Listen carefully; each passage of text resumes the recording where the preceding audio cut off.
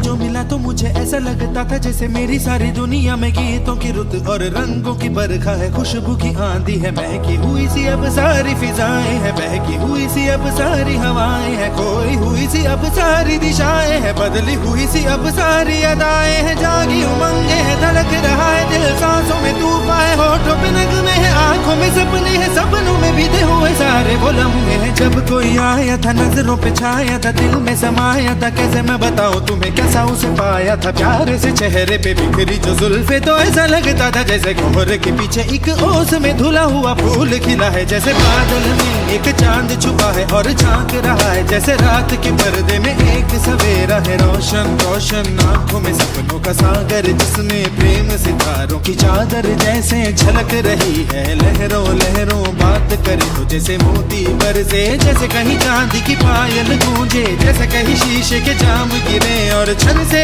टूटे, जैसे कोई छिप के सितार बजाए, जैसे कोई चांदनी रात में गाए, जैसे कोई हौले से पास बुलाए। कैसी मीठी बात थी वो, कैसी मुलाकात थी वो, जब मैंने जाना था नजरों से कैसे पिघलते हैं दिल और आरज़ू पाती है कैसे मंजिल, और कैसे उतरता है चांद जमीन पर, कैसे कभी लगता है स्वर्ग।